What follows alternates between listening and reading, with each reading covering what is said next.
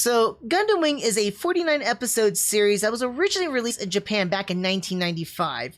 This is the second of 3 back-to-back Gundam series that was released in an alternative timeline set different from the Universal Century, or UC.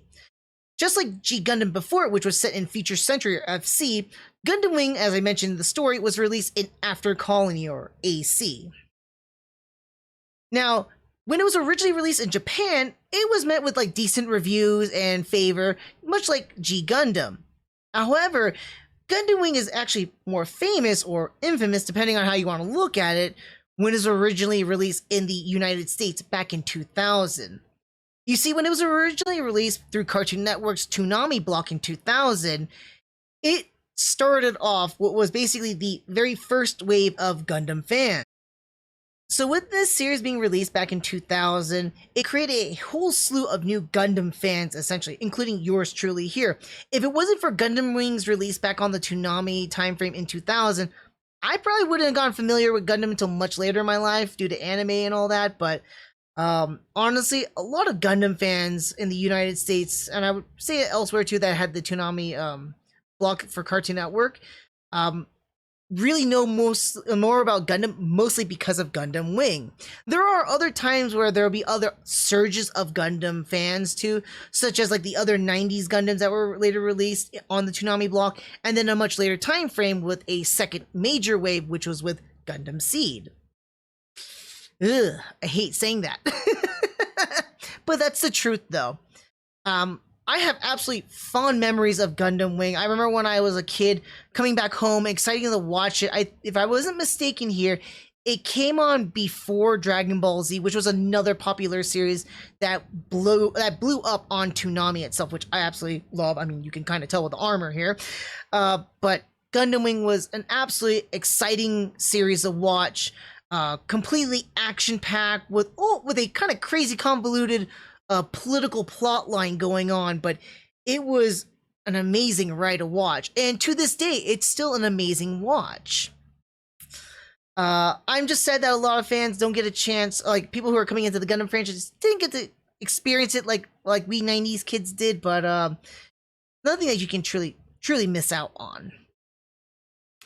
That said, when Gundam Wing did come out, again, the Gundam fandom blew up with the United States, so there was a whole slew of release for Gundam Wing toys, merch, models, which then brought in a lot of other models, and what brought Bandai to be more of a stronger focus with the Gundam franchise in the United States. At least from what I perceived it here. I didn't do further more research beyond that one, but that's what I perceived it at least.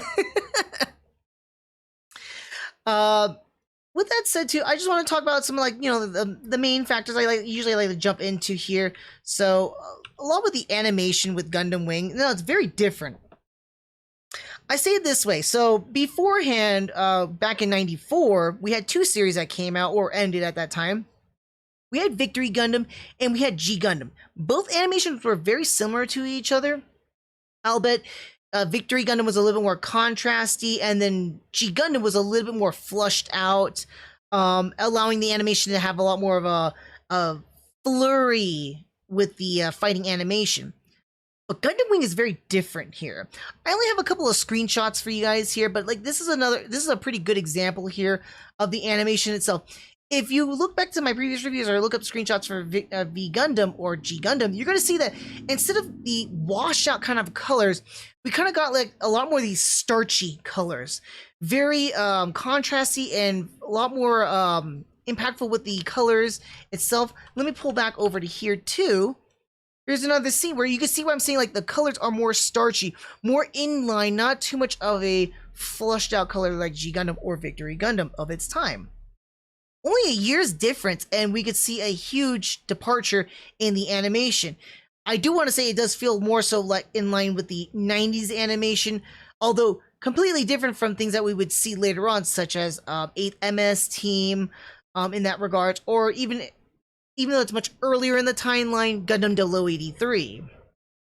But it kind of has this like little balance between like kind of like OVA animation and then what the 90s animation of that time frame is.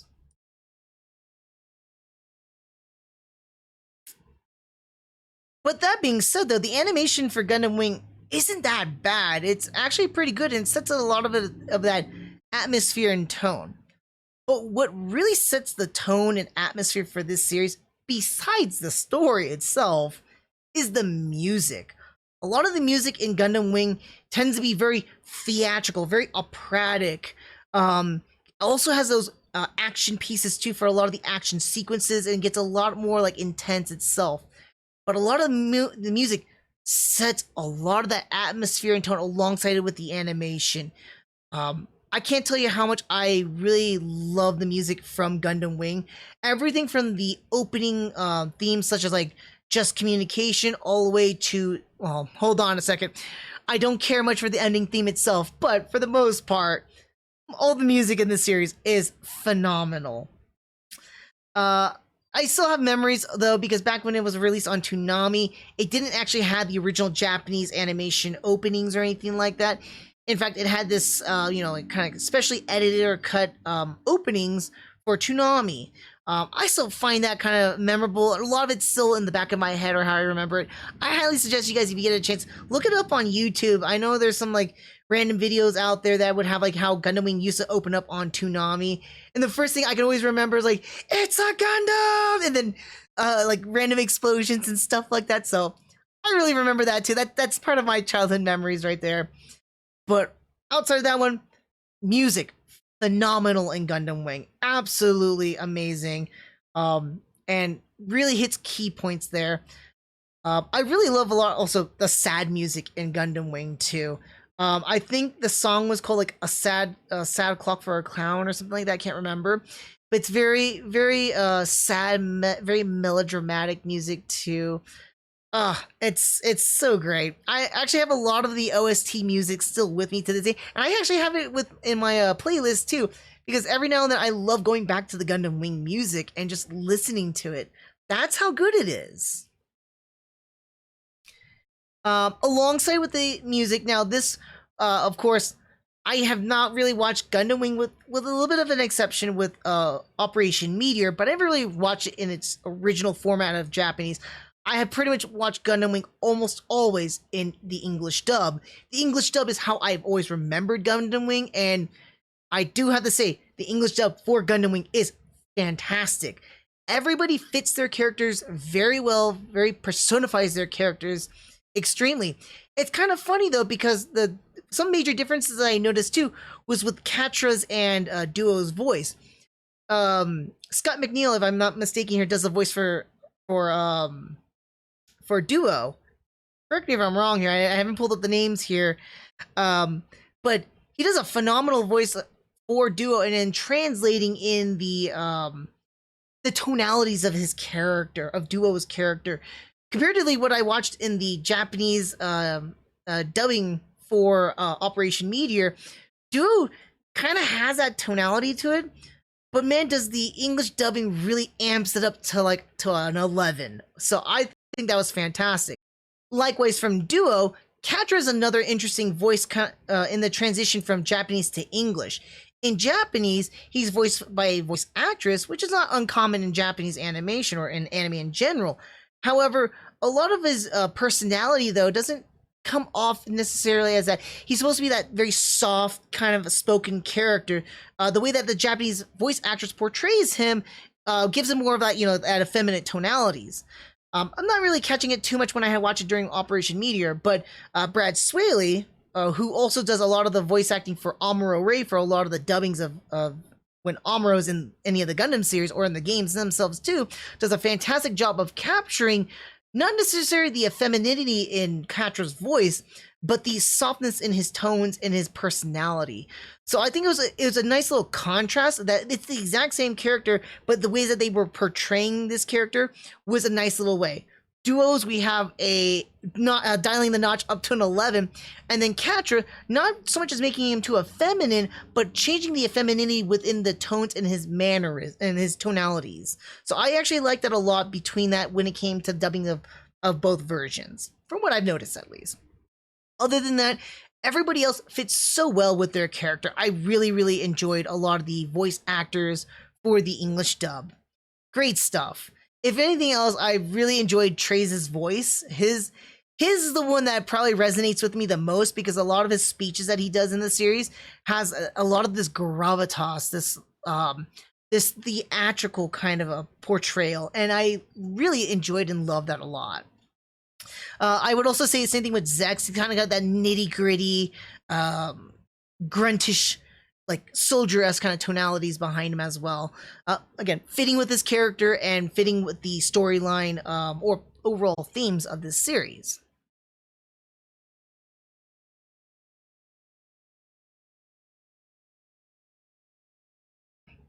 Alongside with the voice acting itself, I feel a lot of the sound effects in Gundam Wing is probably the most memorable. I think, even though a lot of sound effects are borrowed from, of course, the previous Gundam series, it does introduce a lot of newer sound effects that we don't hear previously, such as the machine gun fire from like Leo units or Taurus units, certain mechanized motions and movements.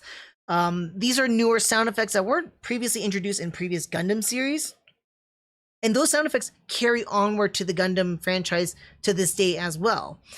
So I feel like a lot of the sound effects in Gundam Wing really resonates so well. Kind of like utilizing the old and then implementing the new, and then bringing that forward into the fold for the future Gundam franchise series.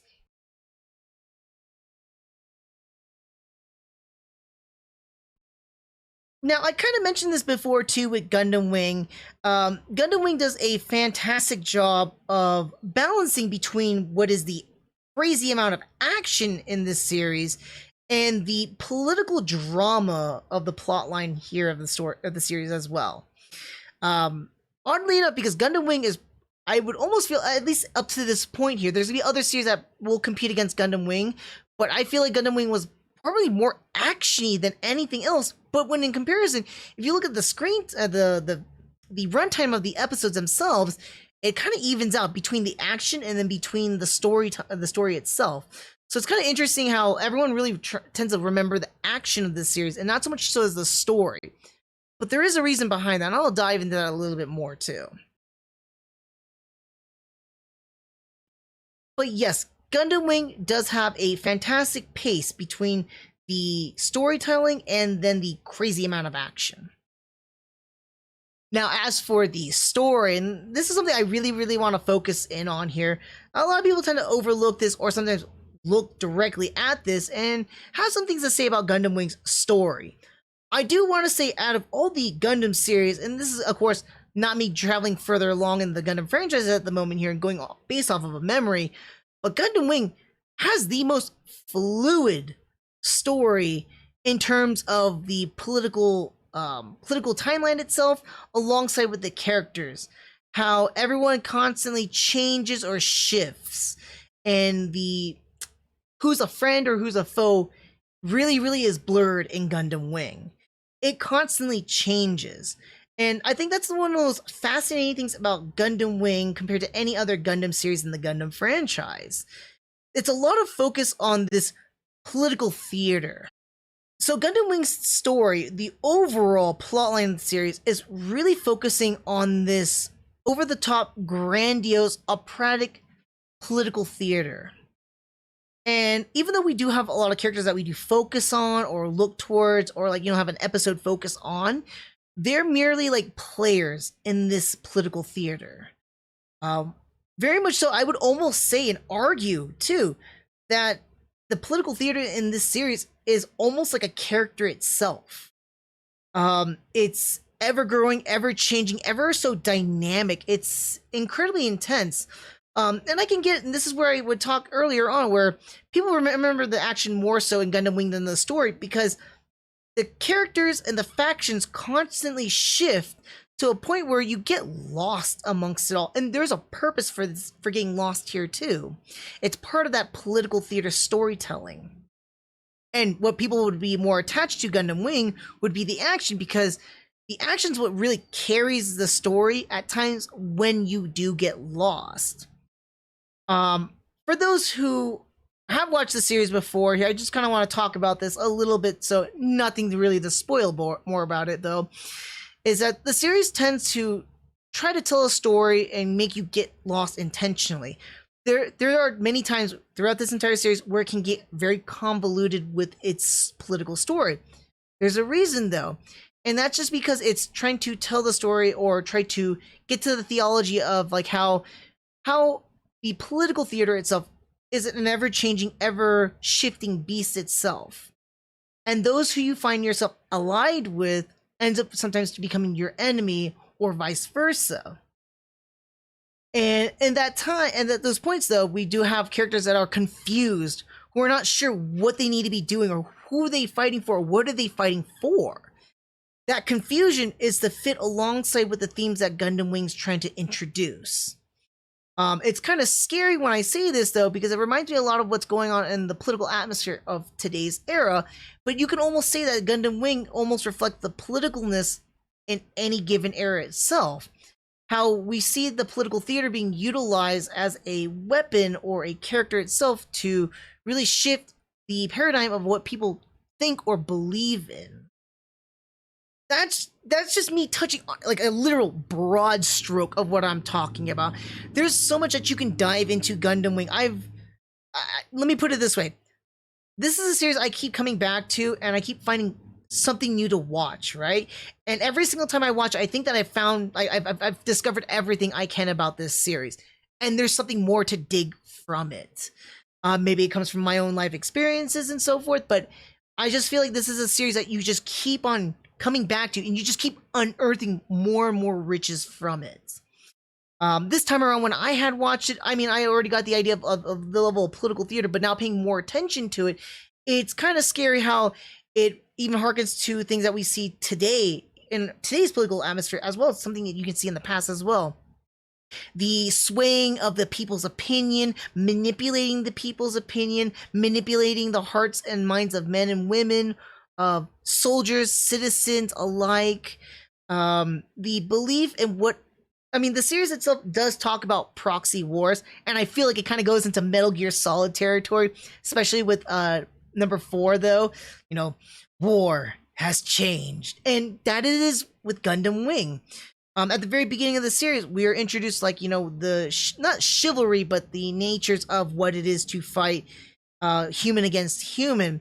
We are later on, and this is minute spoilers, but the concept of mobile dolls, or fighting, in a sense, proxy wars, and taking away the humanity or the humane thing about war. Kind of odd. And this is where I get into the whole conversation about Gundam Wing taking the core aspects of what makes the Gundam franchise, and not exactly flipping it on its head, but telling it from a different perspective. You see, much of the Gundam core aspects usually talked in a more direct perspective. Tomino has always been writing about Gundam from a personalized perspective. We follow our specific characters, and they are not the personification, but we experience, you know, war is hell / war is absolutely the terrors of war. The war is horrible. The whoever wins, the innocent lose. Those sort of things. Even to an extent, environmental aspects through these characters. Gundam Wing takes what Tomino has done in the past and flips it around. This is where I say, like, the story is more like a character itself rather than the characters being that, because the story becomes more of that personification. Our characters, again, are like players in a theater or in a play itself. They merely just represent ideologies, moralities, concepts, but they are not the real focus of what tells the stories necessarily. They are more like the moving pieces in a chess game. So, just diving into one of the concepts that Gundam Wing talks about is the ideology behind a proxy war. And it diverges furthermore, like, you know, war is horrible itself, but at the same time, it's saying that war is a necessity, and Gundam does kind of talk about this at times.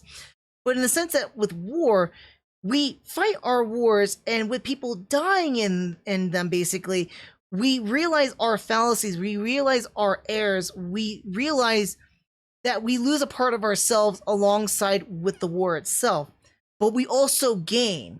Kind of like that whole destruction and then creation through that destruction itself. Through the destruction, we want to create a better world. We want to create more peace. We want to create a better time for our future generations. The ideology that they brought in here was that what if we start doing proxy wars because we want to fight a deathless battle?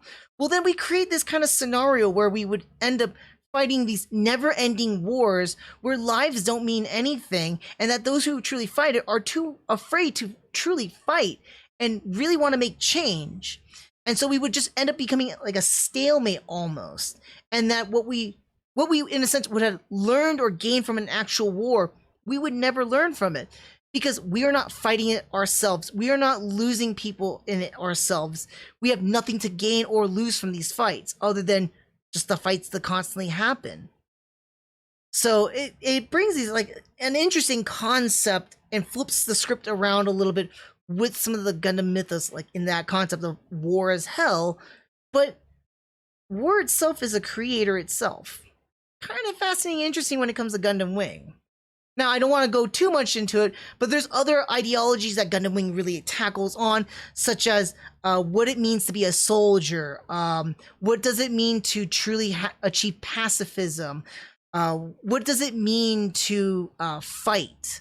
So it gets into a lot of these ideologies, these mythos of what is inside the wars themselves and trying to build a better future. And it's done so through our players. Yes, we do have a lot of our characters, but a lot of them really focus more so on the battlefield politics themselves. For those of you who are familiar with the series, and this is not a huge spoilers itself, but if you look at it, we have different kind of characters embodying, again, like I mentioned, the philosophies, the ideologies, different embodiments of what war brings, essentially, or what we do in war itself. Relina is basically that absolute total pacifism, and naive yet honest and good-natured. You have people like Treize, Zex, Hiro, even Lady Un to extent too. Different aspects of what it means to be a soldier, what it means to be a soldier, or I would even throw in Wu Fei there too. What it means to be a soldier, what it means to fight, what are they fighting for? These kind of perspectives and these aspects constantly change and alter as the story progresses through the entire series. These characters do change themselves too, but it's more so, it's not them changing, but more or less personifying the absolute change of these ideologies and the philosophies that they represent. So that's what I mean when Gundam Wing is more so about the overall theatrical politics itself. It's more involved about what's going around in the political atmosphere. And it is very much the main focus in the character itself. And the characters within this political atmosphere are merely players in that theater, being little puppets to this political theater.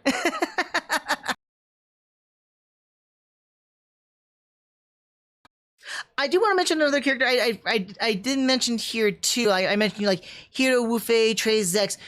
There's also other characters too, such as Dorothy, who is another representation of the innate human desire for conflict and war. Very much, she kind of reminds me of Ginginium from Turn A Gundam. But like I said, there's a lot of these characters that are personifications, not so much so as like they are characters in it themselves. They are these embodiments of these beliefs, these philosophies.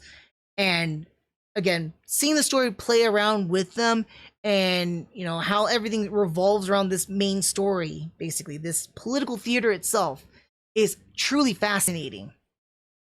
I cannot blame anyone who does get lost watching this series at times because, again, just like sometimes the characters themselves too, things can get a little bit convoluted with the characters. And so does the story, but it's a fascinating one. Now, outside of all that political theater talk and stuff like that, the action in this series is top notch. I cannot say how much I really enjoyed watching this series, if not for paying attention to what's going on in the storyline itself and how the plot constantly advances in so many ways and is constantly advancing. So does the action. The action is ever so consistent with being constantly there, constant fighting, intensifying things, just not entirely always ramping things up, but it's always in key with the story. And so it marches to that same beat and tempo. And it's fun. It's absolutely fun and enthralling to watch. I do have to say though, and usually I bash Gundam Seed for this one and see Destiny the most for this. But up until this point in the Gundam franchise, I haven't seen anything that really utilized stock footage as much as Gundam Wing does. Now, Gundam Wing doesn't go egregious with it like Seed and Seed Destiny does, but Gundam Wing does utilize a lot of stock footage, imagery, and scenes that constantly replays throughout multiple episodes. So, like the same shots of Leo's firing or Taurus is firing their beam of machine guns. The Heavy Arms doing its similar animations, or the Shenlong Gundam. So we see some familiar animations throughout the entire series, but it's not egregious. It's not bad. It still adds in more, and it's still exciting and fun. It sounds like I'm making an excuse for Gundam Wing, but I'm not.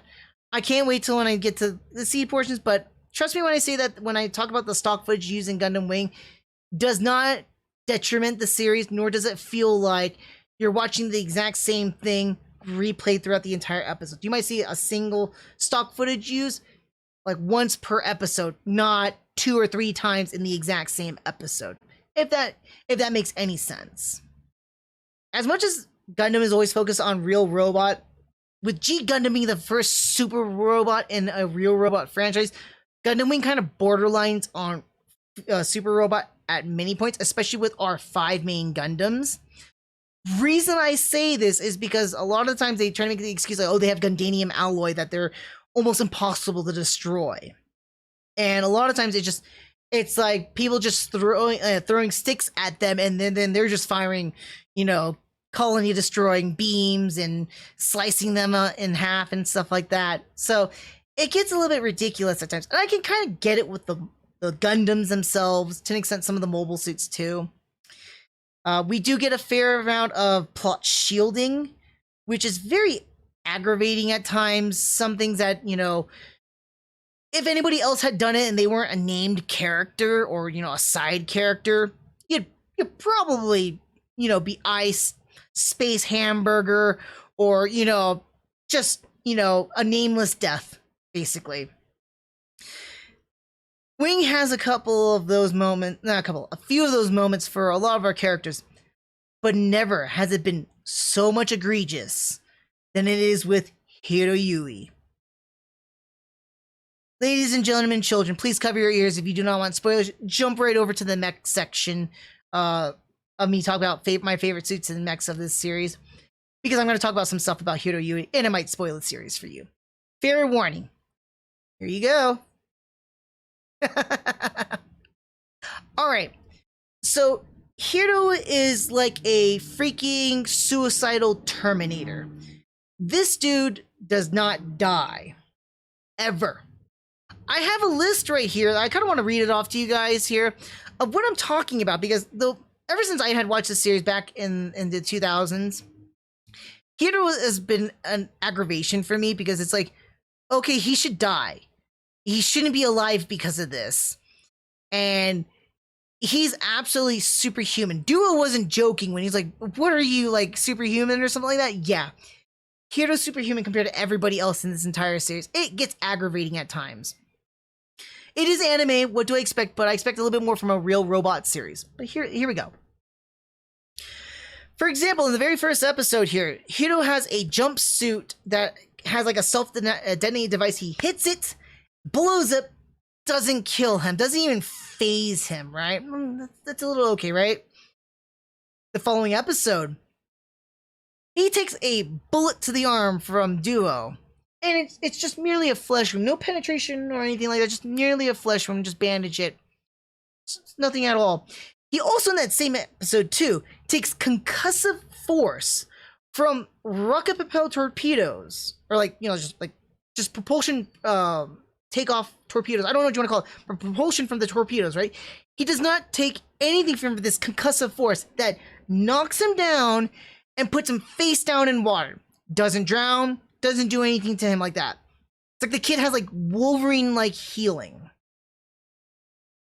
Fast forward to several episodes later, he falls from what looks to be like, when they mention in the series, like he mentions it's like the 50th floor of this building. So he's 50 floors, jumps off of this building, does a late parachute, which would indicate, if you're not sure, you're not aware about late parachutes, by pulling a late parachute, you run the risk of breaking bones and stuff like that, right? He pulls the parachute late, falls and tumbles hardcore down this cliff, and he merely breaks his right leg. And I do this in quotes, breaks his right leg, because then later on in that episode, or was it the following episode, he just relocates it back in there, like it was like a popped shoulder or popped leg, and that was basically it. No scrapes, no cuts, just that little break that he just popped it back in there, and he's absolutely fine. Again, Wolverine-like healing. The most egregious one of them all. I don't remember the episode. I think it was episode like 10 or something like that. Everybody knows this one. It's the famous one. Spoilers. This is a big spoiler here. When he self-detonates the Wing Gundam, he is literally standing in ground zero, point break, at the cockpit door. Hits the detonation device, which we've seen multiple times in this series. Looks like a freaking like a mini nuke, basically. He is blown from his Gundam, launched out like a rag doll, flown to the ground, and then he just lays in a pool of blood. But you know what? He's okay. Not really that serious. He's only out for like a handful of episodes while he recovers. Totally. He's not turned into like, body parts or hamburger or anything like that. No. He's just blown away, rolls a bit, and then lays in a pool of blood. He's fine. He's fine, folks. Wolverine-like healing and Colossus-like skin. I can't exaggerate this more. There's actually a couple more things here too. I talk about Colossus-like skin. Let's also add in strength. Episode 20.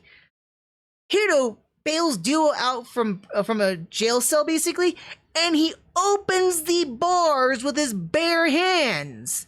This is a kid, a scrawny-looking kid, and he has Hulk-like strength, Colossus-like strength to open these bars. And he and Duo exit stage left. Or stage right, I apologize. But still. What? Alright, and then last one I had here that I noted. I can't believe I noticed because it baffled me. I wanted to take a note about Hiro's ridiculous amount of feats. Superhuman feats. He does fall from the wing. So one of the episodes when he's in the Wing Zero for the first time, he pops the cockpit and he drops straight out from the cockpit. That's at least like almost a 2-story drop. Not only does he drop 2 stories from the ground, he lands directly on his head, like boom, like that. Hero's okay. Nothing at all. No bruises, no scrapes, no scratches, not even a caved-in skull. No, none of that, folks. He's absolutely fine.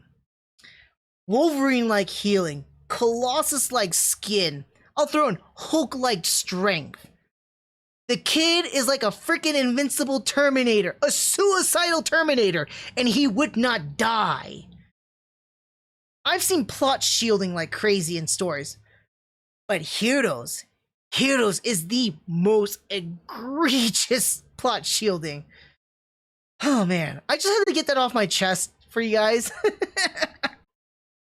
Alright, so that's all I have to say about Gundam Wing so far. I mean, I had a lot of fun with this series, so There's a lot to dive into. I'm not going to dive too much into those portions right there. I just want to give you guys an overall glimpse into the ideologies, the philosophies about this series, what makes it really, really solid for me at least. But what I want to get into next is my favorite suits of the series. For those of you who are not in the know, with every single Gundam series into the Gundam franchise, we're introduced to a slew of new suits, new Gundams, redesigns, battleships, those sort of things. Gundam Wing is no different from that. In fact, because it is set in a different timeline from the Universal Century, we get a whole slew of new suits. Off the bat, this is one of those few series I would have to say it's really, really hard for me to say, is there a suit I don't like? Because almost every single suit in the series, I love their designs. Even some of the weirder ones, like the Cancer and Pisces, or the Tragos, which is actually the Sagittarius. I really like a lot of these mech designs. I don't have anything I can't say I did not like. So I'm just gonna start naming suits off, right? But the first ones I want to talk about is how do I put this? There's a lot of awesome suits in this series. I'm gonna name a lot of honorable mentions, and I'm gonna get to the nitty gritty. I'm gonna just like kind of boil them down for you. But like starting us off here, when I first watched Gundam Wing, one of the suits I really did fall in love with was the Ultron Gundam. I had a thing for like dragons and stuff like that, and the Ultron Gundam was kind of like, you know, of course it's got the Chinese dragon stuff or whatnot. So I'm like, I really liked a lot of that stuff. And the Ultron suit was really, really cool. The upgraded version of the Shenlong. So it had the same attributes, but instead of one, it has two dragon heads that come out and serpentine and grab suits and like destroys them. It's got flamethrowers. Flamethrowers are always cool. And then it had these cool like little double beams that would shoot kind of like a stinger, and then the double tridents. So it was a really, really cool suit back in the day. I grew out of that one, but I'm like Ultron was my first Gundam love. I mean, I loved all the other Gundams. Like Wing was a love. That's I think all of them. I didn't care too much for Sandrock. Sorry for Sandrock fans, but I didn't care for Sandrock. But yes, Ultron was my first Gundam love, so it gets a little honorable mention here. It's my little foray into the Gundam itself. I can't talk about Gundam nowadays without things I like to do, like in video games. I love being, you know, a gunner slash like I'm a brute type of a person in games where I like to shoot a lot slash like do continuous fire or suppressive fire. I'm that kind of a person, and Heavy Arms is a suit that just falls right within my alleyway. I still love Heavy Arms to this day. It just going berserk with all the tube missiles and the chest Vulcans, the side Vulcans, head Vulcans, the beam Gatling gun. I loved it all. Even though it's a one-trick pony suit, it's still a suit that I adore to this day. I have a little bit more to talk about it when we get to Gundam Wing, but I just absolutely love the Heavy Arms. As gimmicky as it is, love the Heavy Arms. I can't talk about Gundam Wing without talking about not the titular suit, but one of the primary suits, which is the Wing Zero. Anybody who's watched Gundam Wing will always talk about Wing Zero, because Wing Zero is like the end all be all of suits in this series, with its incredibly just devastating Buster Rifle. Twin Buster Rifle, might I say. And not limited to a cap of 3 shots. No, it's infinite. But Wing Zero is an awesome suit. I love it for a lot of different reasons, though. Besides the Buster Rifle itself, the design itself is very, very fascinating. I like a lot of its like its details and stuff. I kind of like suits for some odd reason with the little gem in the middle. It's kind of cool. I also love. Let me try and get into its bird mode. I'm too guys to wash out, but I love transformable mobile suits. So Wing Gundam, in particular the Wing Zero, really, really falls into my heart for that. But just like I mentioned with the other ones, these are Gundams that I liked a lot. These are like getting like honorable mentions from me. I don't want to dive too much into it because while I like the Gundams, they're not my favorite things about this series. No. In fact, the favorite things I have about this series are the suits. Now, my first one I'm going to talk about, I feel is a little bit controversial because some people consider it a Gundam. They do call it the very first mobile suit, and they do consider it like the lead up to the Gundams themselves. So I can see where people call it a Gundam. I kind of look at it like I look at the Hayaku Shiki. It's a in between a Gundam and a actual Gundam, maybe like a Gundam class. But one of the first suits I want to talk about that I really like from this series. Oh, I apologize. I keep building it up. I'll continue on from here. The Tallgeese. I really, really like the Tallgeese. Something about its design is it's just so simplistic yet elegant behind it. It's got a lot of that regality look, yet like a regality look and a soldier-esque way too. When I was younger, I didn't care too much for the headpiece though. But over time, and I started learning more about like world history and stuff like that too. I became more appreciative of like that kind of design. Kind of gives it a little bit of a Roman-esque helmet design too, like a Trojan almost, like a Trojan warrior. I'm saying Trojan, but I'm not mean like that. I mean like just like in general like a Rome helmet in a sense. So I just really like this overall design for the Tallgeese. I'm gonna throw in there too. Oh no, where's my Tallgeese too? My Tallgeese, there's my Tallgeese too. I really also like the Tallgeese too. I mean, it's somewhere different than the Tallgeese. The only difference is that it has a little bit of a different color design with having blue because it's piloted by Trays, and it has a different headpiece. So I kind of really like that as well.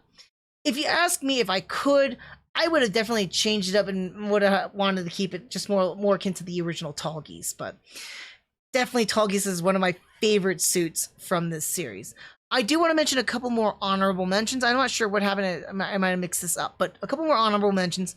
I can't mention without mentioning Epion. If I mention Wing Zero, I got to mention Epion as well.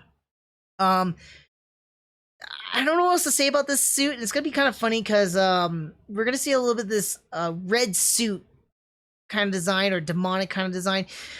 Previously, and I want to mention this with G Gundam, we had, Master Gundam with this black and red design with these horns. We come into Gundam Wing and we get Epion, which is this black and red looking design, and its mobile armor form when it transforms. Like I said, I love transforming suits. Transforms into a double-headed Hydra, basically. Really cool, menacing looking almost. First it seems lame, it's like, oh my god, it's its legs just sticking out and whatnot. It looks so stupid and lame. And then when you really think about what it's supposed to look like, it's like, oh, that's kind of cool. And it makes me think of Ghidorah from Godzilla, except it doesn't have a third head. Unless you want to count that third head in between its legs. Not that way, folks. Not that way. God. That's going to be turned out differently. But seriously, you can kind of see the head of the Epion in between the legs itself. So you could say it's like a kind of like a Ghidorah or like a true like Hydra-esque monster. But it's supposed to be a two-headed flying Hydra. I thought that was kind of cool. One other thing I'll talk about, and we're going to see this in the next AU series, in this mid-90s block, is Gundam Versailles and Gundam X, where it has the exact same kind of color scheme and features, even the design look, akin to Master Gundam and Gundam Epion, where we got this demonic-looking Gundam with horns and wings and this black and red design. We'll talk more about that when we get the Gundam X next week. But again, I really do like the Epion Gundam. Its simplicity, it is a barbaric suit, like a brute that I am. An absolute savage beast of a suit. A high output beam saber that can go like maxed out incredibly. You got its heat, like the heat rod, I think that's what it's called, or what is it called exactly? The I can't remember what it's exactly called, but it's like a heat rod itself. Let me try to check. Heat. Yeah, it's a mounted heat rod, a retractable mounted heat rod. Yeah, and it just slices and dices through suits. It's an absolute beast in combat. So really love the Epion. Again, another honorable mention for this suit. One other honorable mention I want to mention about is one of the mobile dolls themselves too. They're Virgos. I actually like the Virgos design. You're going to see this a lot, very similar to a lot of the suits I'm going to be talking about, because this one almost made it to one of my favorite suits. It just didn't in the end because it's like, compared to the other suits, I really like Virgos are really awesome looking, but I love it more for its practicality of what it can do with its planet defensor. I don't even want to call them funnels or bits. I kind of consider them like bits almost, but they're not.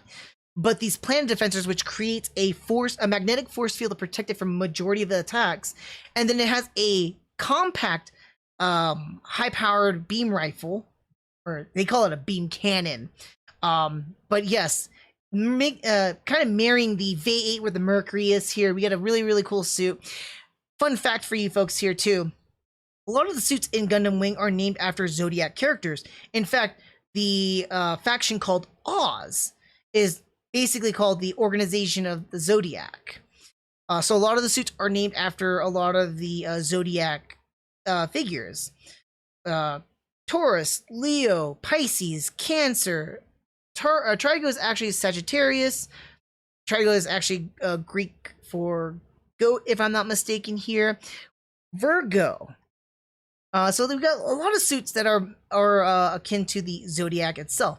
Virgo being not saying soulless necessarily, but one without like a soul basically, and it fits the suit almost perfectly because these are mobile dolls for the most part. And in fact, I think I never seen a person actually pilot the Virgo itself.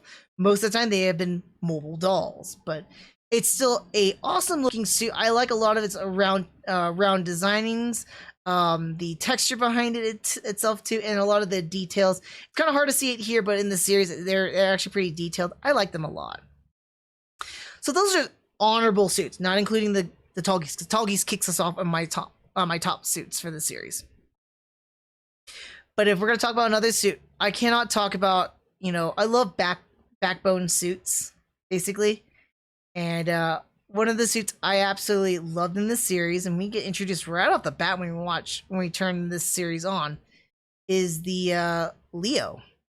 I really love the Leos. There's something about them. It kind of reminds me. It's the same reason why I like the Tallgeese, because a lot of the designs of the Leos. Oh, let me pull back up the Tallgeese so you guys can see what I'm saying here. Because if you look at the Tallgeese between that and the Leo, you can kind of see a lot of familiar features between the Leo and the Tallgeese. As I mentioned earlier too, and they mentioned this in the series, the Tallgeese is the very first mobile suit that inspired the designs not only for the Gundams, but for the modern mobile suits, such as the Leos. So a lot of the Leo designs are derivative from the Tallgeese itself. But I also like a lot of its greenish colors and a lot of its aspects for it too. I think it's kind of funny that we never see a Leo truly turn its head. I feel like it's like a Michael Keaton Batman from Tim Burton's 1989 Batman, right? Where it has to turn the body to the look or whatnot. But other than that, I really do enjoy a lot of the Leo. I also love the machine gun for the Leo, the 105 millimeter rifle. It feels so iconic to me when I'm seeing a machine gun. So I'm like, oh man, it's kind of like a Zaku. Wait a second. For those who can watch this here, what does the model number say? It says Oz 06MS Leo. That sounds kind of familiar to me. In fact, it is familiar.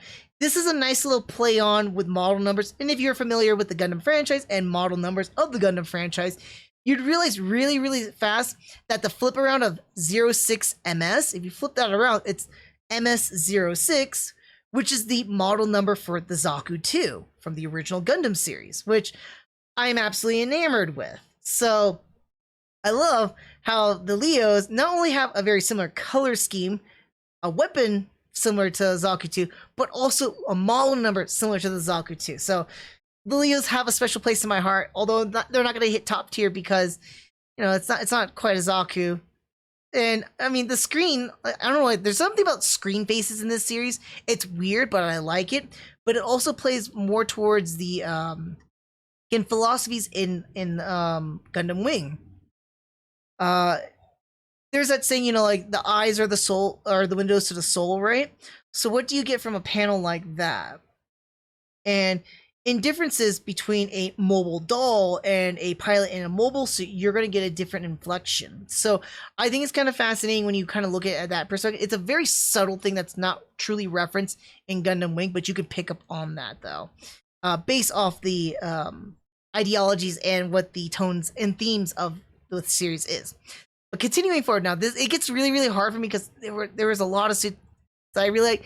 Leo's really high up there. These next two suits, though, was the hardest for me to pick. Leo was already hard enough, and I had to kick it down to 3. But these next two were like neck to neck, side by side. Could be number 1 in place, and I could not pick which one I really, really liked. And I really boiled it down to what made me love them so much, because both of them are Transformers. They're transformable mobile suits. Both of them are flying type suits. Both of them look really, really cool. So, which one did I like more? Let's explore. And our number 2 spot for my favorite suit of this series I have is the Ares. I really love the Ares design. It looks like a soldier with like a lot of jet backpack stuff on it. It's kind of got like a pilot helmet, and the front just kind of looks like one of the, like oxygen respirator kind of things or whatnot. Makes me think like almost like a beefed up Rocketeer, and I really love that. Especially also when it transforms. Let me try and see if I can get it in its transformed mode. I mean, I don't have a really good picture of it necessarily, but when it transforms, I mean, it looks kind of like weird or wonky, but like it looks so cool in the series. Practical in itself, in the series itself too. Just love the overall functions and designs of this suit. Its weaponry isn't as grandstanding compared to a Leo, but it's got so much going for it, I like it a whole lot more than a Leo. Really love the Ares suit. But if we're going to talk about my absolute love for mobile suits and the designs, this was a hard one. But it beat out the Ares. And my favorite suit for Gundam Wing is the Taurus. I absolutely love the Taurus suits. Its transformation, while simplistic just like the Ares suit, it gave it a lot more of a look. I don't have more of a not a profile, right, but more of a undershot or whatnot. I love the Taurus transformations. It's got a lot of these fun like moving features behind it. Its weaponry are really, really powerful. It's not like a beam machine gun. What do they call it? Yeah, it's a beam rifle, but it functions like a machine gun. It has a beam cannon though. That's a high powered one, and then it has these like beam I guess it's a laser gun. That's what they call it. We've only seen like one episode though, but like it's a very interesting suit, very versatile, very formidable too. Good enough to be turned into a mobile doll, but I liked it a lot as a main straight suit that a lot of other pilots had used too. Lucrezia Noin is the one that's most known to use this suit itself, but I really love the Taurus suits. I don't care too much for the Saint Kingdom colors, but that's what Lieutenant Noin's looks like. I really love this black, red, and purple accents on this suit here, though. Definitely. Easily one of my favorite designs of this entire series. So that's all I had to say about favorite suit designs. I do want to, though, before I jump over... Actually... I'm going to wrap this all up for you nice and neat too. So let me go ahead. I'm going to jump back a little bit. I'm going to scale us back a bit. And let's just jump back over here. In fact, we're not going to just jump here completely. We're going to jump into our next little portion here, which I want to talk about is Endless Waltz. I'm putting this alongside with my Gundam Wing review here too, and alongside with the Operation Meteor, but that's just because I don't have a whole lot to say about Endless Waltz. But alright, and for the story for Endless Waltz here, in AC 197, a year after the events of Gundam Wing, the child of Treize Kushernada, Marty-Maya Kushernada, forms an army to take over a peaceful Earth, and the 5 Gundams return to stop her army. But that's pretty much the story there. There's a little bit more, and I'll dive into that too, but not by a whole lot.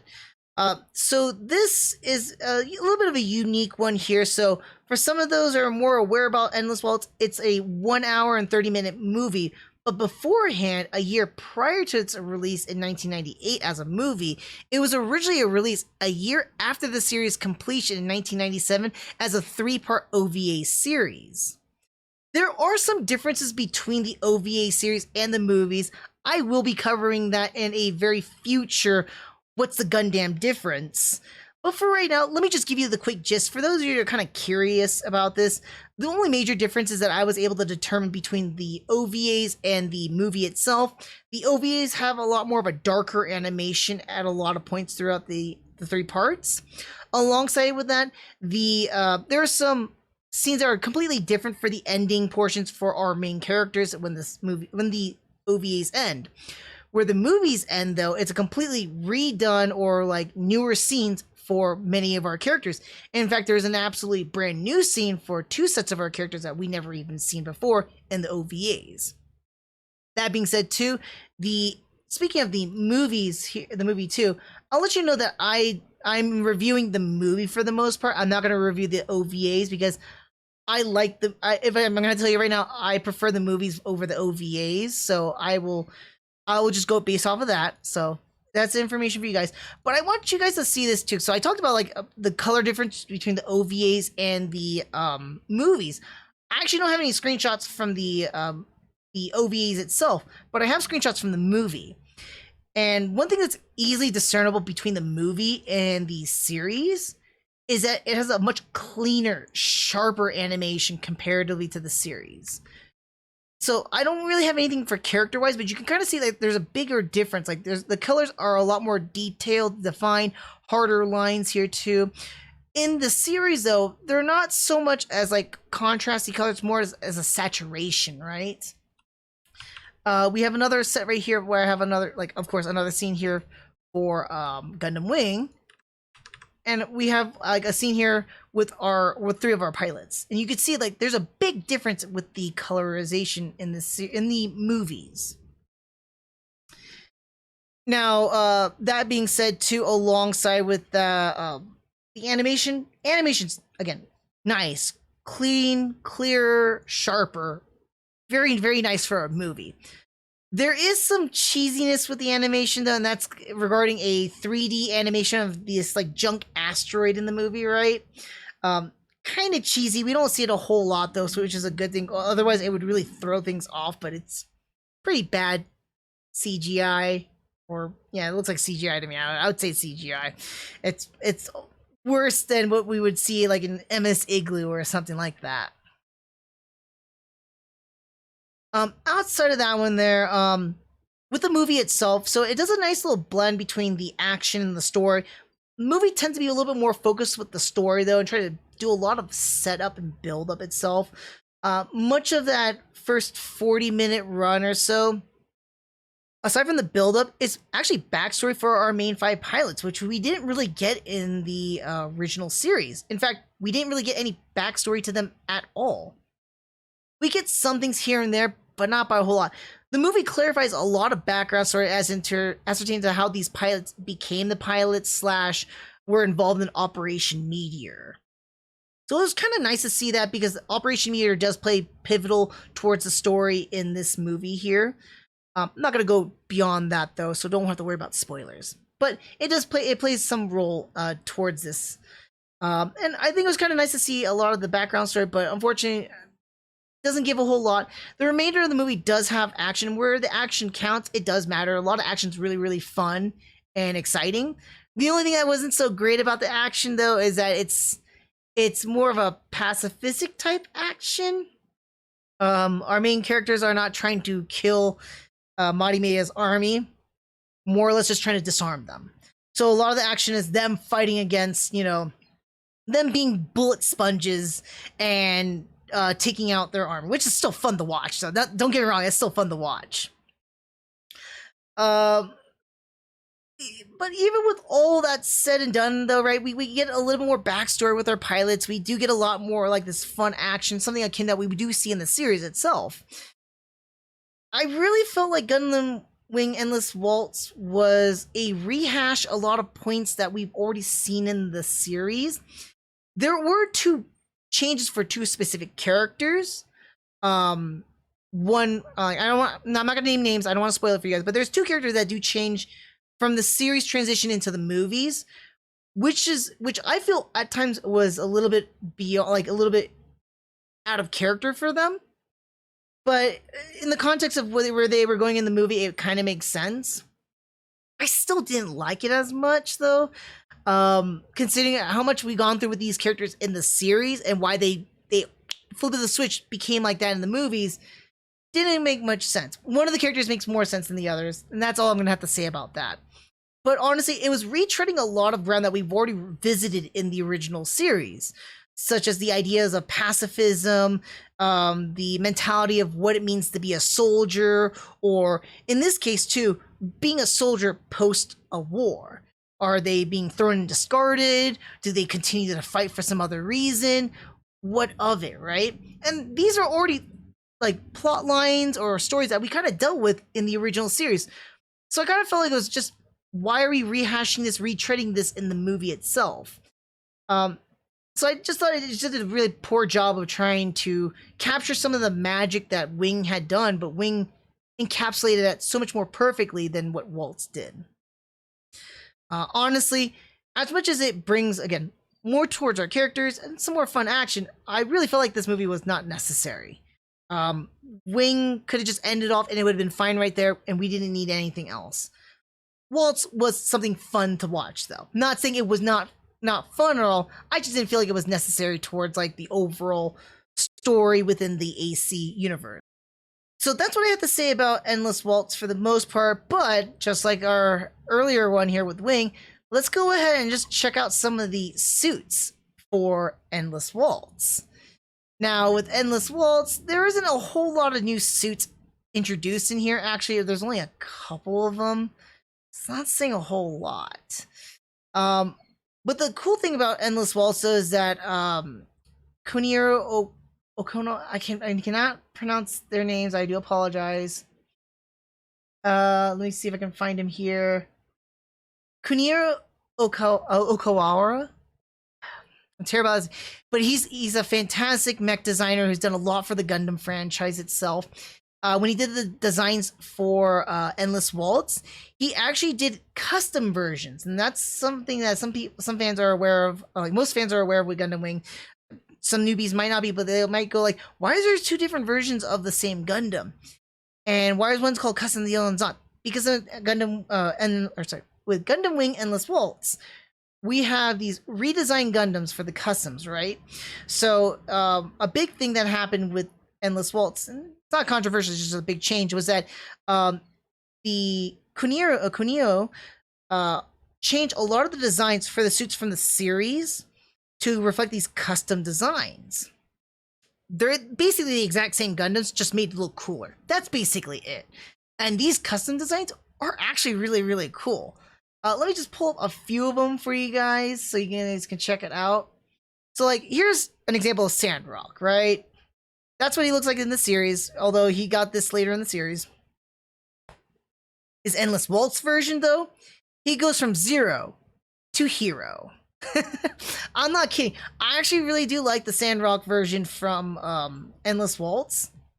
It just gives it a lot more characterization, more personification. In the Wing, the original Wing, it's kind of okay. Waltz really tunes him up. This could be said with all the other Gundams that we'll be seeing here too. So like Death Scythe Hell, this is what he looks like. I'll show the closed one too, because it's kind of cool when he opens up his cloak and all that stuff like that. Kind of like a Grim Reaper kind of a thing. Turn that to 11 when we get to Endless Waltz. It's a really cool look. I kind of find it funny though with his feet. He's very Jester-esque. My wife actually has the MG or Master Grade model of the Death Scythe Hell, Endless Waltz version. And my God Almighty, this thing's a pain because it's got so many points on this thing. It's not even funny. It doesn't look like it besides the wings, but you got the shoulders, the head, the arms, the kneecaps, the feet. The feet have points. But yes, it's a really cool design. I love a lot of the redesigns. I think I did pull up here. Yes, I already had the pre-stage for us, but I do want to talk about my favorite suits and designs for this series, or for at least the movie, right? And in the movie, really love the redesign for Heavy Arms. I liked Heavy Arms a lot in Gundam Wing, but Endless Waltz, I absolutely love it. So we don't see it in this one here too, but he actually has dual Gatling guns, and him just going nuts with his his Vulcans on the sides, and his tube missiles everywhere. It is a pleasure sight to see him just tearing through all these Serpent MSs. It's so cool. So cool. I love it. There's also a part in the movie where I don't know how he pulled it off, but he had like in the series, he's a clown at a circus and he wears like this half mask. So in this movie, his suit actually has the half mask like he does when he wears his clown getup. I don't know why they did, but I thought that was just kind of cool, right?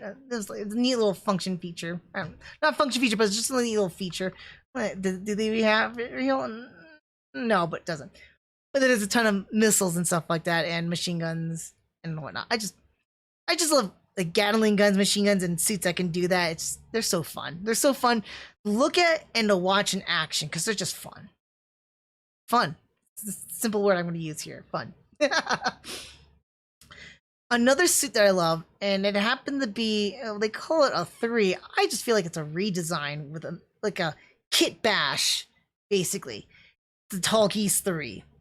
I actually really like the Tall Geese 3. The design for it, again, we still have a lot of the same features that we have from the original Tall Geese, but some newer features. We get kind of like this shield with the retractable heat rod, kind of like Epion. And then it also has a compact buster rifle almost. What is it that they call it? Do they actually call it a buster rifle or it's a mega cannon is what they call it. I thought that was really, really cool for the Tall Geese. I really liked it. Its fighting capabilities are just right up there. And it's got that marriage between Tall Geese 2, and the Epion. All of them put together, like I said, like a kit bash. And that's how we get Tall Geese 3. Really like the Tall Geese 3. Now, I can't talk about suits I did not like. I'm going to put this one actually a little bit above it. But my love for the Ultron Gundam came back again when I had watched it in the Endless Waltz version. Because it looks so much cooler in the Endless Waltz its custom version. Not the original Ultron, because the Dragon Arms make more sense. It looks cooler. The double tridents. It's a much more refined suit, much more cooler looking, and much more formidable too. I would say. Really like the Ultron here. Not bad. This one should have been earlier because I would say this would be the first one of that list. So it'd be like Ultron, Heavy Arms, and Tall Geese 3. So I just want to put that in your guys' perspective. Of course, I can't talk about Endless Waltz without mentioning the Wing Zero Custom. The Wing Zero Custom is beautiful. It is elegantly beautiful. We do lose out. Apparently, I guess they changed that up with the Glory of Losers. I can't remember if that's a novelization or not. But they gave it the Neo Bird flight mode so it can transform. But in the movie, it doesn't transform necessarily. It flies with its wings. So it literally like flaps it and flies. Beautiful suit. Just kind of sad that it lost out some of the cooler function features. So between the original and then the Endless Waltz, I like of course the wings are amazing. I like the shoulder pads on it basically, or polymerons. It's really, really cool. And some of the looks of it overall, because it doesn't look like this kind of like bulky, kind of wonky kind of look. It's got more of this elegance, this beauty behind, like in front of you, not behind it, but beauty for the suit. But I do miss some features. Like I actually do really like this shield for the Wing Zero. It gives it a lot of its characteristics, and of course, it lost its transformation in the movie, so we didn't see it transform, but we get to see it do its flappy wing flight. That's nice enough. It's angelic appearance. So save that. It gets some pluses and minuses here and there, but it makes it pretty high on my list still. But if we're gonna talk about absolute favorite suits from this movie, it's not any of the Gundams, oddly enough. It's actually the only new mobile suit that was introduced in this movie. I am absolutely in love with the Serpent. It does everything that I kind of want things to do. It's got its Gatling gun function. Yeah, it's got other weapons too, but I only care about the Gatling guns, right? Machine guns going crazy. I love it. It's got its crazy like tube missiles everywhere. It's big and bulky. It's got a lot of this like texture and design behind it. I love its headpiece too. The overall body does make it kind of look like a Cobra-esque, so like it really embodies that serpent in its name. Really embodies the snake. Love this design. Something about it too, it screams Armor Core as well. Again, with these blocky designs and I don't know how to put it. I'm like, I just really love this suit's design. In fact, I love it so much. It was one of my first models that I actually still have, where I'm like, usually I made Gundam models before, but I never like painted them or bothered to do anything with them.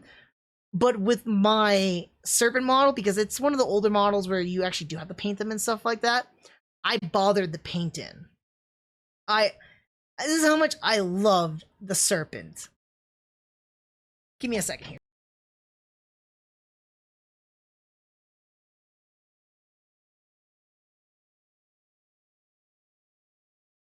I love my Serpent. Such a fantastic little model. Yeah, this is the one I completely 100% painted. I don't paint my models. I'm actually very lazy with my models and I don't paint them. I took my time and my patience with that guy. But I really love this suit. It is such a awesome looking suit. I would almost argue it rivals against my Zaku 2. Like my love for the Zaku 2 almost rivals it. Just again, purely by the aesthetics and utility behind the suit itself. Unfortunately, we don't see it go beyond what it can actually do when it fights, but it's very formidable. It's capable of surviving. I kind of question whether or not it would do a lot better with against the Gundams or not, because what we saw in the movies though is that a lot of the Gundam pilots were literally handicapping themselves, not trying to kill the pilots. So we would see them like either disable the suits in many different ways, cutting off limbs, cutting off the head, disabling the mobile suits, not destroying them. My question would be, because they're made of neo-titanium, that's the one thing that they were trying to talk about in the movie, like, oh, there's neo-titanium, stuff like that. So I'm like, is it supposed to rival Gundanium? Is it supposed to make them much more formidable? I'm kind of curious if it was put in the hands of like Hero or Duo or whatnot, how much devastation this suit can cause against other mobile suits. You know, how formidable could it be? So, yeah. But absolutely love the Serpent.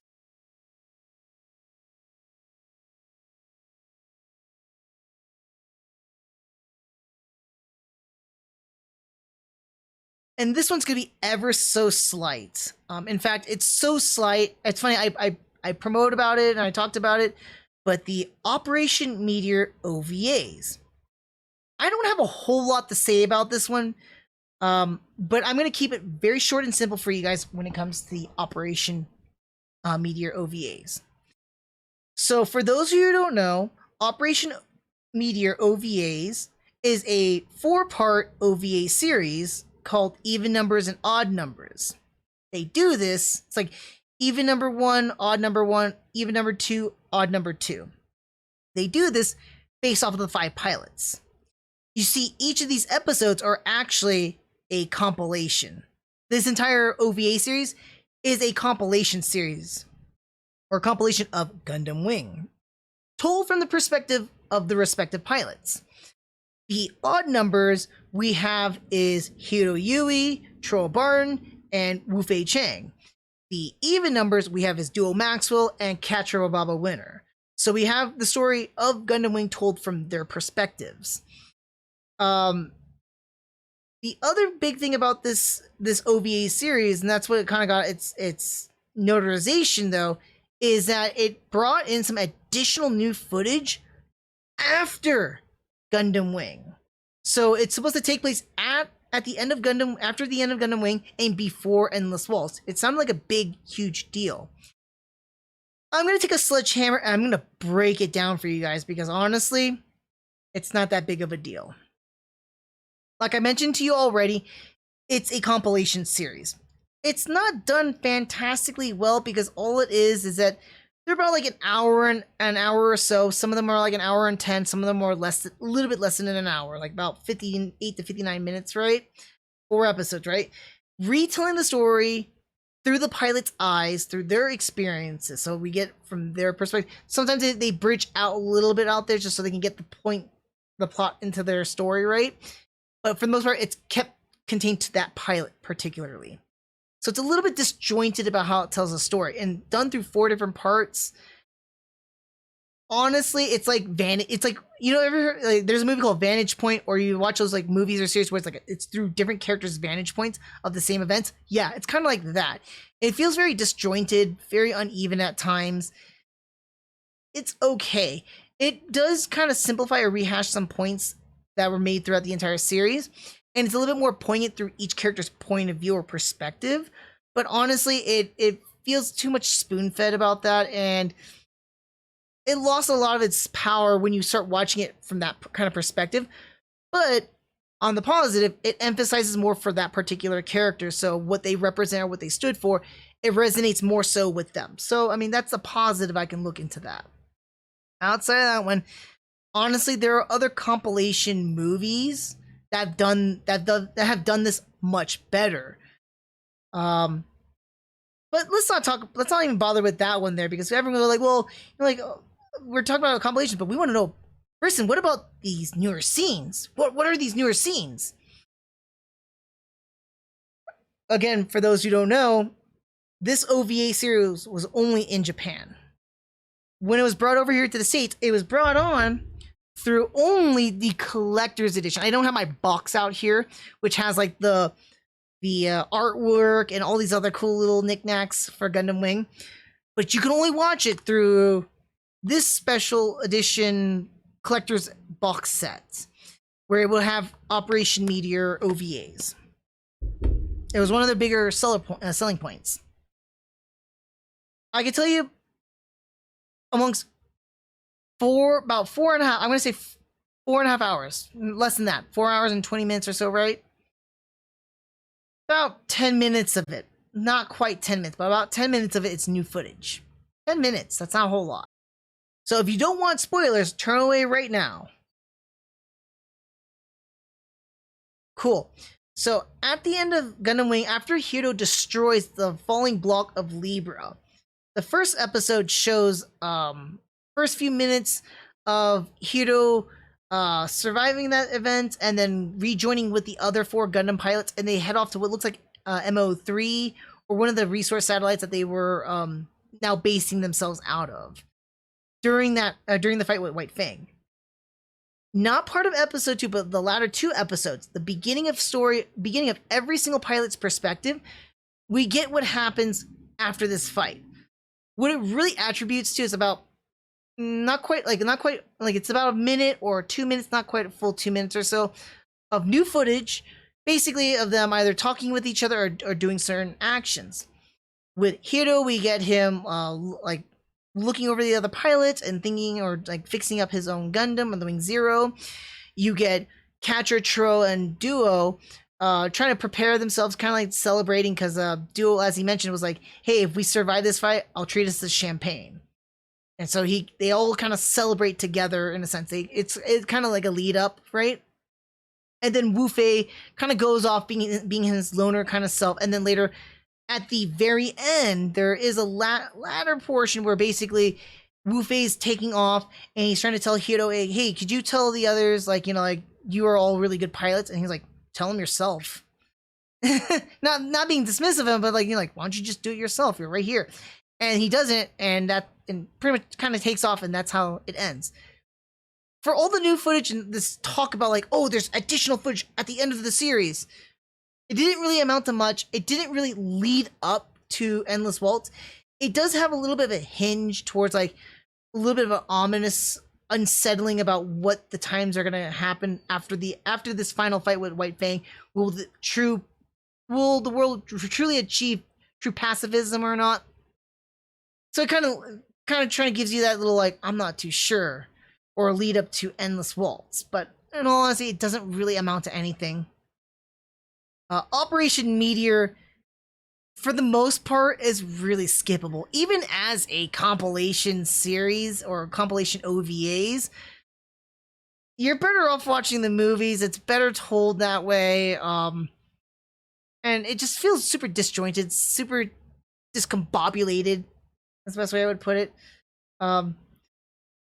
Really stay away from it unless you're like a huge Gundam Wing fan. I mean, I love Gundam Wing. I'm not a huge Gundam Wing fan, but I love Gundam Wing. But it's not necessary. It's not a recommended viewing, if that makes sense. But speaking of recommended viewing, let me go ahead and jump into my second to last segment here.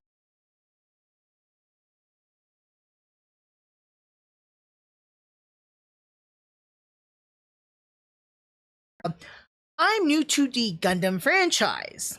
Should I start with Gundam Wing first?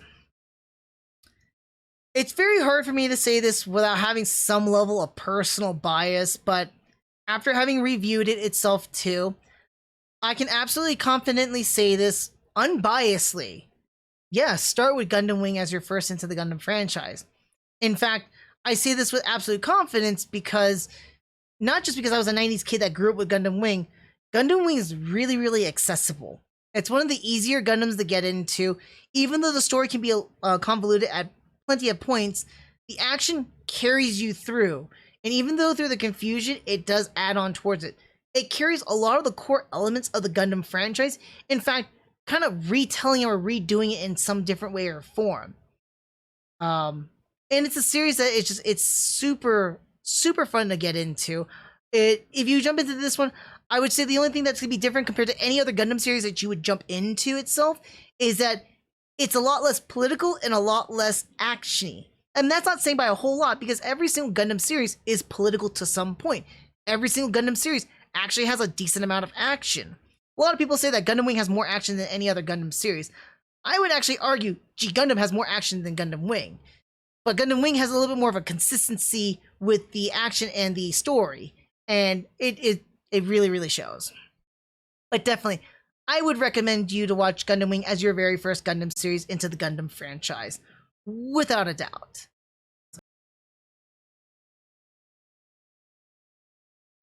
Now, when it comes to Endless Waltz, I'm going to say no. Definitely don't start off Endless Waltz as your first series into the Gundam franchise. Or in this case, movie. Reason for this, kind of some obvious reasons though. First and foremost, this is a sequel movie to Wing. You're better off starting with Wing first than watching this so you can understand a lot more what's going on and get a lot more of the nuances of the themes and plots, basically. And a lot more of understanding the characters. Second to that one, there are other Gundam movies that have a better storytelling that you can jump into and have more familiarity with it or not having to understand what's going on, rather than Endless Waltz. You can easily jump into F91 or dare I even say Char's Counterattack and still get a lot more out of it and a lot more enjoyment than Endless Waltz. That being said too, Endless Waltz doesn't also give a good representation towards the Gundam franchise itself. Mainly it's just because its key points is really revolving around its latter portions of the Wing series, which is all about the argument about pacifism and the ideals for and against war. It doesn't really bode well when you're going into other series where they don't really talk about pacifism or anything like that, other than like war is bad, war is hell, and all that other stuff. So that's a little bit of a wrong expectation there too. Not saying it's not a fun movie though, but for a first watch, I don't think so. You're better off watching Wing instead. Lastly, I don't have a picture for it, unfortunately, so we'll just use this one right here. But if you're new to the Gundam franchise and somehow, magically or luckily, you got your hands on Operation Meteor OVAs, should you start on that first? Absolutely not. I do not recommend the Operation Meteor OVAs for a newbie into the Gundam franchise. Similar reasons as I kind of mentioned though, Gundam Wing is probably your better starting off point. It's a much more consistent and stable story to tell. Operation Meteor chops up portions of it and serves it to you per pilot. So you're going to get Hiro's storyline, but you're going to miss all the other bits and pieces. And then you get another pilot story, which then fills in those pieces. And then you get another pilot that fills in those other pieces. And that's not to say that each episode tells it thoroughly. So it's a very disjointed way of watching Wing. And the only benefit you'll get from it is getting a more of an understanding of what the mentality is behind that pilot. But honestly, you can get that more so when you're watching the series than anything else. So definitely stay away from the OVA of Operation Meteor. Not your first foray. Alright, and as for the overall, like a high-profile actor, Gundam Wing takes center stage in the Gundam franchise with its grandiose story about the theater of politics. Though at times the operatic story and the political actions can get convoluted, you will get completely lost as the spectacular action, along with the pacing, serenades you through this ever-changing series. New mobile report, Gundam Wing, gets the fantastical and beautifully masterful 5 out of 5. Now, as for Endless Waltz, it tries to serenade you back into the Wing storyline, but isn't very graceful with it. The overall story and build-up just feel really unnecessary and retreads a lot from the series, but it was nice to finally have some backstory for our main pilots. Beyond this, the movie is decent and fun to watch that doesn't disappoint any viewer. New mobile report, Gundam Wing Endless Waltz Special Edition movie gets a 3 out of 5. And lastly, for Operation Meteor OVA series, it was a really disappointing and a letdown OVA series, or in this fact, a compilation series that tries to retell the entire Gundam Wing storyline through each perspective of our 5 pilots. Because of its disjointed storyline telling, it really makes it a mix mash and not a really good compilation way of watching the entire series. Paired with that, the infamous new scenes, about 10 minutes of new footage that doesn't really add much to the end of the Gundam Wing story, and doesn't really add much or anything at all to Endless Waltz. Literally, there is no end or build up to either one. Honestly, this OVA series is pretty much forgettable, and you're better off watching the series and the movies in their respective way, and just ignoring Operation Meteor overall. The new mobile report, Gundam Wing Operation Meteor OVAs, gets an appalling 1 out of 5. Alright, well that's all I pretty much have to say about the Gundam Wing series here, and the others with it. I do have to say, I had a lot of fun revisiting this. I don't know how many times I watched Gundam Wing. I could confidently say that with Gundam Wing, this is, out of all the Gundam series in the entire franchise, this is the one series I literally have lost count of. I've watched this series however many times it reran for on Cartoon Network's Toonami blog, alongside with the Midnight Run for the uncut edition of this. I bought the DVDs back when it was released, I want to say mid-2000s, and I watched that like 3 or 4 times. And then, of course, when Right Stuff got the licensing rights and they re-released it as the collector's edition with the the abysmal Operation Meteor OVAs, this is my second time rewatching it on Blu-ray. Doesn't really look much of like an HD remaster or anything like that, but I've honestly lost count. At best, I counted at least 6 times, probably. Like 4 times I watched on my DVDs, 2 times with my Blu-rays. If you can figure out how many times that Cartoon Network reran Gundam Wing for, add that to my total number and you'll get the idea of how many times I watched. I've obviously watched this one so many times. I watched it more than I watched the original Gundam and Zeta Gundam, and that's counting the rewatches I watch on the DVDs or Blu-rays. So it's a lot. And I know like a lot of people are gonna go like, well, Briston, aren't you going to be like aren't you like a winger then? Are like a huge one? Are you going to be like against your UC? I'm like, not so much so. I have a lot of admiration and love for Gundam Wing for what it has done. It got me into the Gundam franchise way back in the 2000s. It's a series that I can keep coming back to and rewatch, and I find something new about it. I find something more nuanced about it, or find another plot point that I didn't realize, or like another philosophy or ideology that they're trying to get behind. They're trying to tell it in some manner or form. So this series is one of those few Gundam series that I just come back to and I appreciate even more so. Does that make me a winger? Not necessarily. Does it make me a fan of it? Yeah, I guess so. But I still love my UC storylines more than I love Gundam Wing. But I have an absolute appreciation for, my my starting. But yeah, that's what I gotta say about Gundam Wing as its entirety. The series, the movie, and the appalling OVAs. But why don't you tell me what you think about it? And just real quick, too, if you haven't already, make sure that if you're watching this on Twitch, follow me on my Twitch channel. If you're watching this on YouTube, like the video, subscribe to my channel, leave a comment down below. I want to hear from you guys, especially after watching this review. What do you think about the Wing series overall? Did you like the series? Did you like the movies? Have you ever seen the Operation Meteor OVAs? What you think about them? Did you agree with me that they're kind of garbage? Not kind of, they are garbage. Or did you think that Wing itself is garbage? Did you have a hard time with the story? I mean, I totally get it. I know some of my friends did not like Wing because of that very reason, but they still enjoy the action of it. So give or take. But I want to hear from you guys. Leave a comment down below. And of course, if you want to keep abreast about what I'm doing or when I'm going to be doing my next review, follow me on my Twitter account. On my Twitter account, I announce when I'm going to go live, what I'm reviewing next, and of course, random things here and there. That said, I do want to thank you for sticking around for this very lengthy, nerdy review. And until the next review, I'll see you guys next time. Take care.